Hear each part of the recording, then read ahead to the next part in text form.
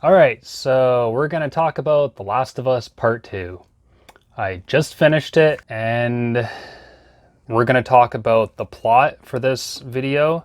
The last video, I talked about the gameplay. So, what did I think of it? I don't know, honestly. Even after 36 or 37 hours it took me to complete it, I'm at a loss of words. I have to say, before I get into anything, this is a spoiler video. So if you don't want to be spoiled, then stop watching it right now.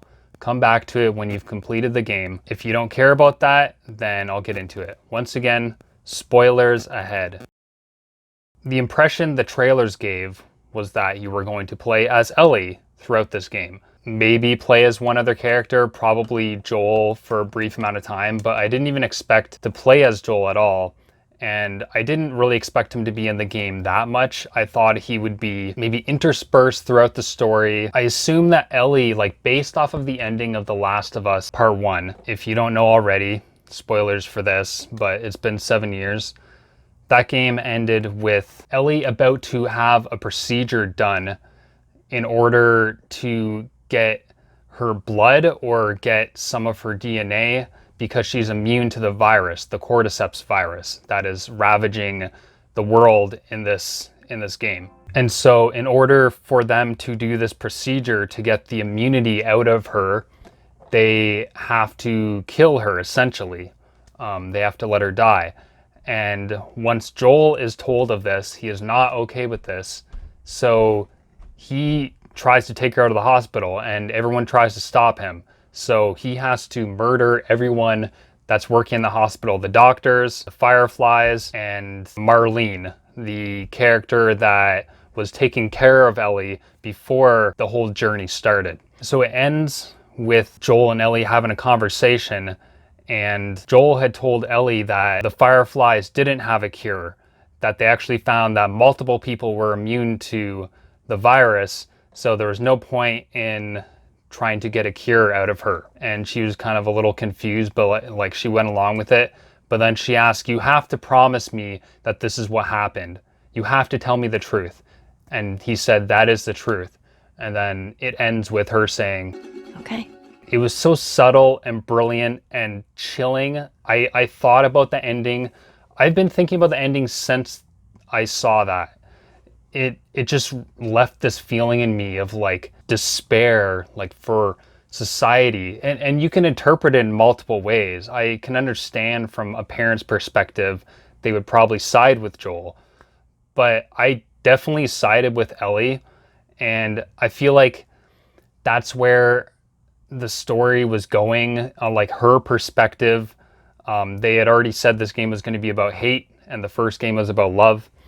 So I assumed that the whole basis of this game was going to be that Ellie despised Joel for what he did, and he had to somehow make up for it throughout the game. And maybe by the end they came to some conclusion, or maybe she just couldn't accept it, and she either killed Joel, someone killed Joel, and she let him.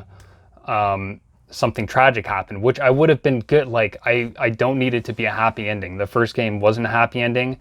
It was you could say it's kind of bittersweet, but for me it wasn't happy. The only direction I saw this game going in was having Ellie have to deal with some, I don't know, like something attacking the town. Like she doesn't want to be a hero, but she has to save the town or whatever. It's like kind of cliche, but the first game was cliche, but it rose above that with good storytelling and characters and surprising moments. I wouldn't have had a problem with them doing a traditional story, like traditional sequel, as long as it stayed true to the characters and the storytelling style from the first game. But what we have here is the creative designers, the directors, Neil Druckmann, the writers, trying to flex their muscles to make a puzzle-like narrative that's very Christopher Nolan-esque, and kind of like use the characters as chess pieces in order to tell this story that doesn't really seem about the characters. It seems like maybe it's trying to say something else.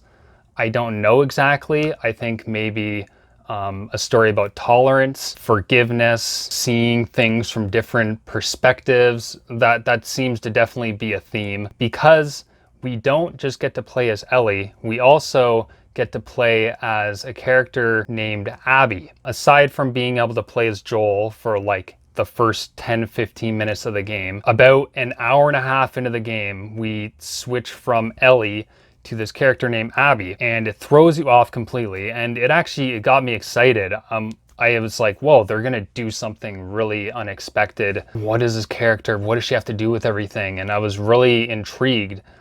And then it switches back and forth between them. Then we get to the emotional heart of this game, sort of like the death of Joel's daughter in the first game. But with that game, as in the first 15 minutes and set everything up, it was a real hook for the game. And this, it's about, I don't know, 2 hours in maybe, but that is the death of Joel. Now, I could have predicted that he would die in this game. It seemed kind of foretold how things were going to go. I did not expect him to die right away. I was definitely shocked, and it was a very well done moment how they handled it. And I truly felt horrified and saddened. I think I shed a tear. But then quickly after that, something didn't sit right with that moment.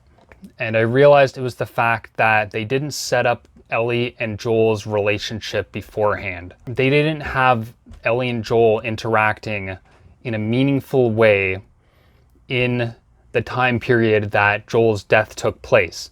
Now, we do get a small moment that is a great, beautiful moment with Joel and Ellie. I believe it's when they first come to the town of Jackson. That kind of sets up the game.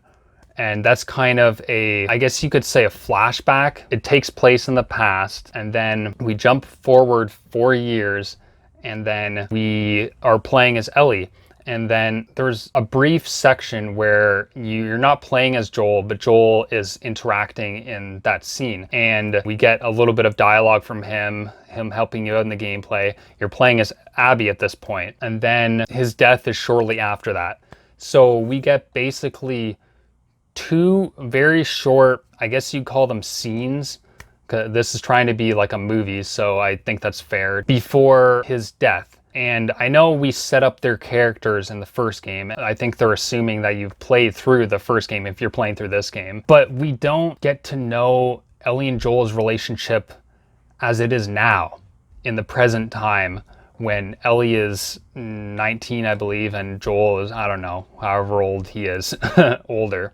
Obviously, relationships change, especially after 4 years, and especially after we have to guess that she's come to the realization more of what happened at the hospital when he saved her. Weirdly enough, her reaction, which is total anger and sadness and horror, seems out of place, which in a traditional narrative, that wouldn't be the case. It would be like, okay, yeah, obviously, this father figure of multiple years got brutally murdered in front of you. Of course you're going to react like that.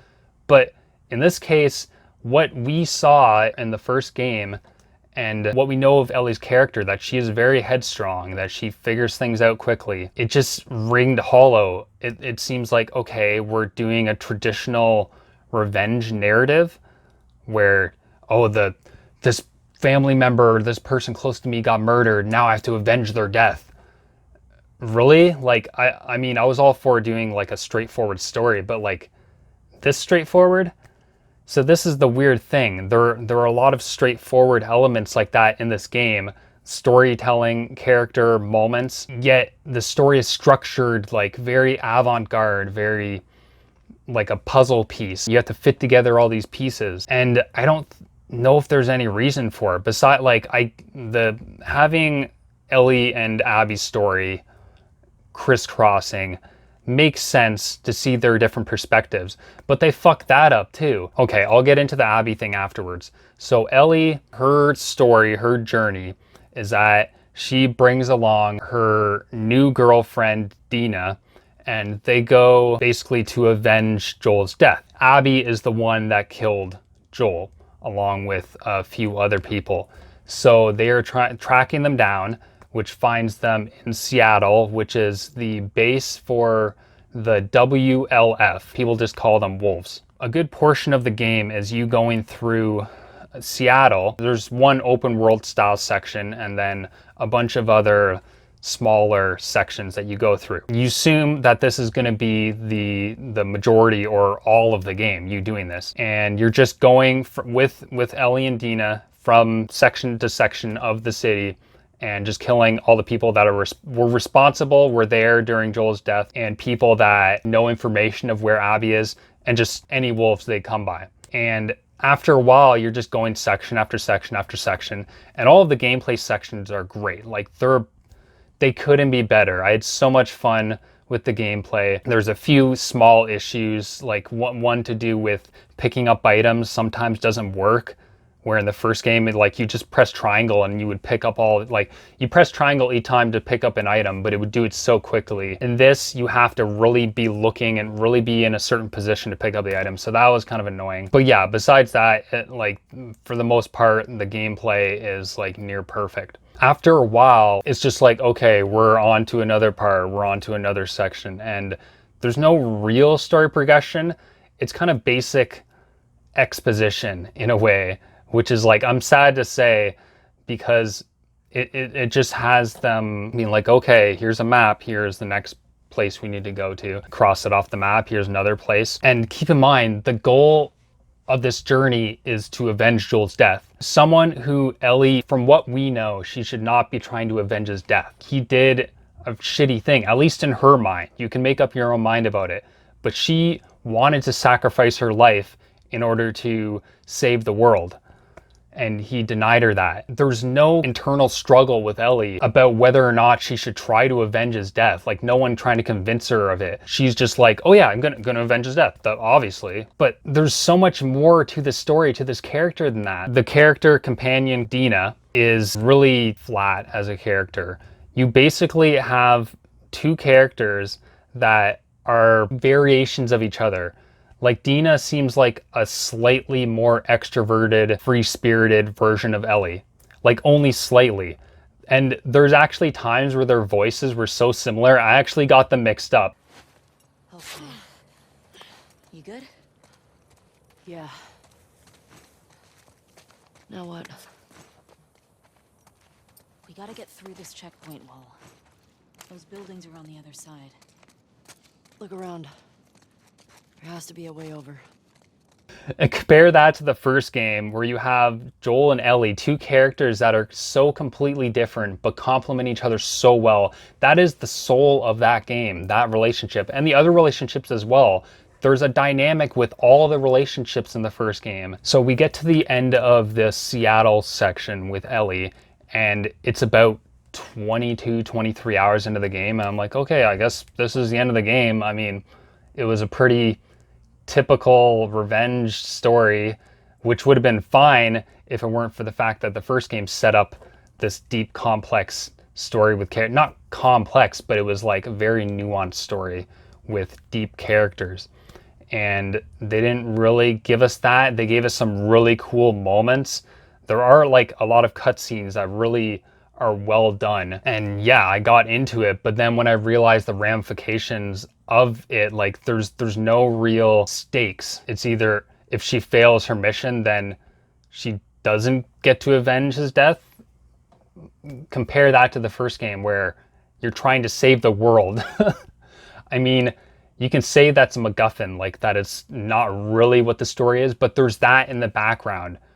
The foreground is the characters. The background is trying to save the world. I think that is kind of something that's needed in a story like this. If you're not doing a 2-hour movie, if you're doing something that's longer, then you need multiple elements to the story. So what I thought was the ending, Ellie and Abby have a confrontation, and then it cuts to black. First it says Seattle Day 1, and then we were playing as Abby.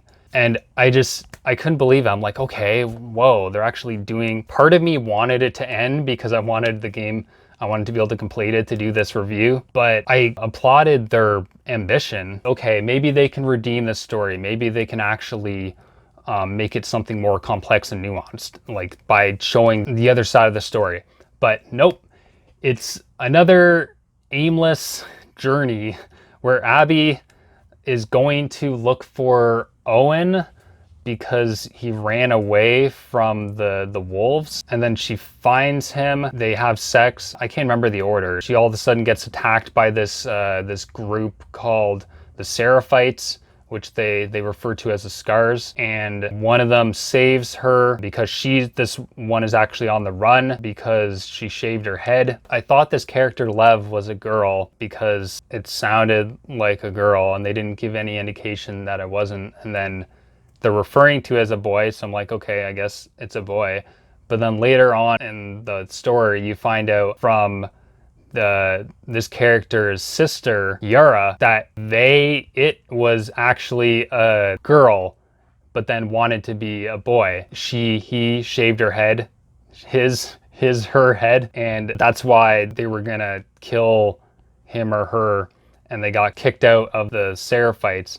So that's why they ran away and saved Abby. But Abby doesn't make any note of the fact that he sounds like a girl. I get what they're doing. They were trying to have a transgender or non-binary character be just in the story and not kind of draw attention to it, which I understand in a certain context that would work, but it's not really believable to have in this context this character who says it like it is, Abby, and she doesn't point out, like, she just says, oh, you're a boy.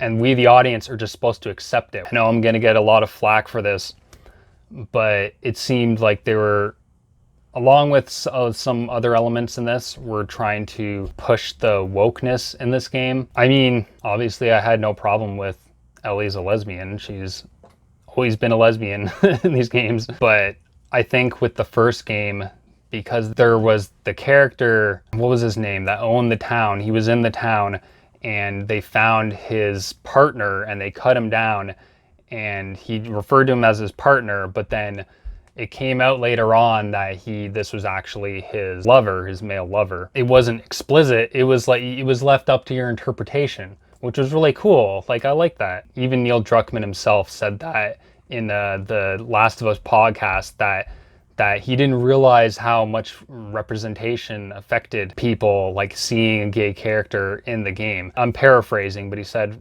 basically from now on, we're gonna put exclusivity into our games. There was a couple other, like, just periphery characters that were also gay. So, I mean, I don't know. It's not like that bad. It doesn't really ruin the game. Anyways, that's not really necessarily why I don't like the story. Abby has to find Lev, and she goes to the village in order to find her there, and then everything ends up burning down, and there's a big war between the wolves and the Seraphites. So basically the conclusion to that part of the story is that she rescues Lev and they go to safety. And then Abby and Lev go back to where Owen was at this aquarium and find that he and his pregnant girlfriend are dead, and they were killed by Ellie. And they find out about Ellie killing the wolves and her whole adventure in Seattle just then.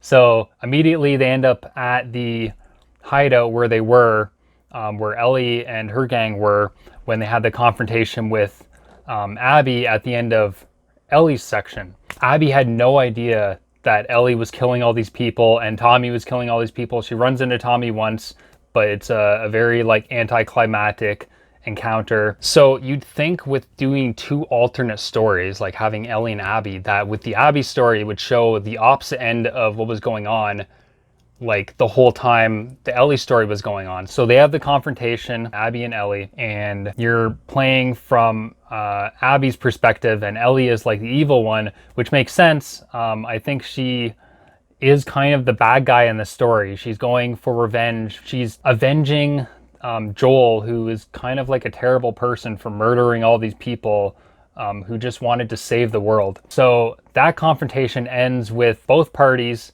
kind of coming out mostly unscathed and just going their separate ways.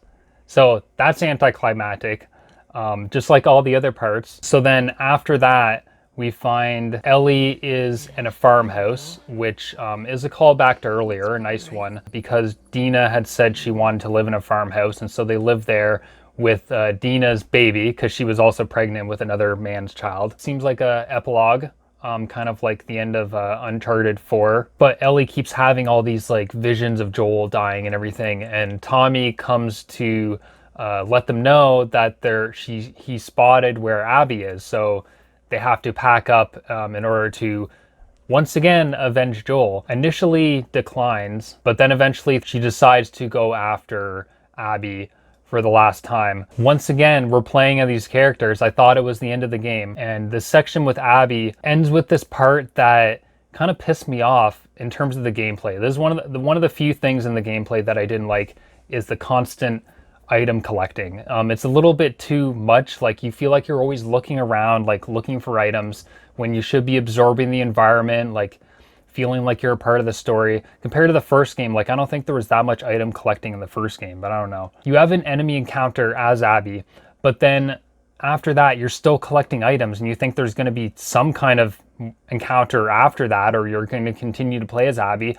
But then a cutscene happens where Abby is kidnapped, and we don't get to play as her for the rest of the game. So all that item collecting we did, like there's probably like 20 items within this house, are for naught. It's just like busy work. And I think what the developers were thinking is that it's realistic to have items all over the place. Oh, there's scissors, cloth, and alcohol. Yeah, those items are going to be around a place anyways. So it's not too unrealistic. Like, you can either collect them or you don't have to collect them. But the thing is, most people, like me, have to collect everything in a video game, especially in survival horror games. The last gameplay section with Ellie is probably my favorite of the game. So Abby is kidnapped by these sex traffickers or cannibals. I don't know, it doesn't explicitly say. But Ellie is trying to track her down. She still wants to kill her, even though she's been kidnapped by these people. And you go through their encampment, and it's probably the best gameplay section of the game. You get to utilize everything that you've learned from before, all your upgrades, and now you have a submachine gun, so you can just go all out. And some of the things I did kind of disturbed me in terms of, like, I was shooting explosive arrows at these people, which I didn't really utilize before. It's gruesome, to say the least. Like, it's fun, but I feel like it's almost crossed the line into being too realistic. We get to the final encounter between Ellie and Abby. And at first, Ellie lets Abby go, like she rescues her and is going to let her go, but then she sees a vision of Joel's smashed face. So then she's like, I'm not going to let you go. And so they have this fight, and it's like, I didn't want to play it. Like, I felt like more than any other game, like, I don't want to be playing this, but I feel like I have to. Playing as Ellie, like slashing up Abby in a very realistic fashion. And I'm like, she doesn't deserve this, but maybe that's the point of this part and this game in general, that in most games you're playing as characters and you're complicit in them, like, massacring all these people, when really it's a terrible thing. So it's kind of forcing you to see that. But I feel like that was done better in games like Shadow of the Colossus and Hotline Miami for sure. But then the section ends with Ellie letting her go. Well, if she would have killed her, it would have just been like the game completely reveling in nihilism, which I think it was doing to a degree. But I mean, at least, like, there's, like, you can feel a little solace that the Abby and Lev got away. Like, maybe, like, they're gonna be psychologically traumatized from being kidnapped and everything else, but at least they got away. But then Ellie goes back to her farmhouse and to find that Dina and her child are gone. So basically all of that revenging was for nothing. And we finally get the flashback that I was waiting for throughout the whole game, where Ellie finally confronts Joel about the hospital, how he murdered all those people. I mean, it's not quite satisfying enough. Like, it's something, like, and I appreciated it being there. I feel like they could have had more character development between the characters. Now that I think of it, that's the only time we see them interact, was the very end of the game. Ellie the whole game, it feels like, at least from your perspective, you're playing the game, you're going through it and fighting all these enemies for the good version of Joel that we think of from the first game up until the end when he does a terrible thing. They basically are telling us that she got over what he did, in a sense. It's not shown through the story, through the cutscenes, or through the gameplay even. It's a game, so we should be able to experience it. So the ending still, even though we got a little bit of closure, we understand before Joel's death, Ellie was had just decided to try to forgive him. So I guess, yeah, it is tragic and sad in that sense. But we didn't get the character development for her during that time period to justify it. We just get some flashbacks from the years prior. So it just ended up ringing kind of hollow.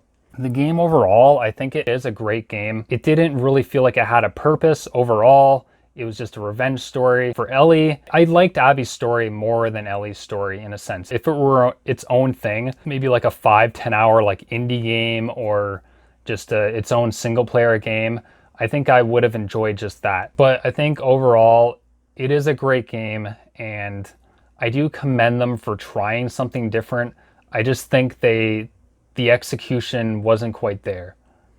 For fans of this game, I would recommend it. Like, you have to know what happens. Is there closure to the story? I guess, kind of, to Ellie and Joel's story. It's worth playing for the gameplay alone, and the story is okay. So I think that's about it. If you haven't watched the past video, I talk about the gameplay in that one, so check that out. I'll see you guys next time, and take care.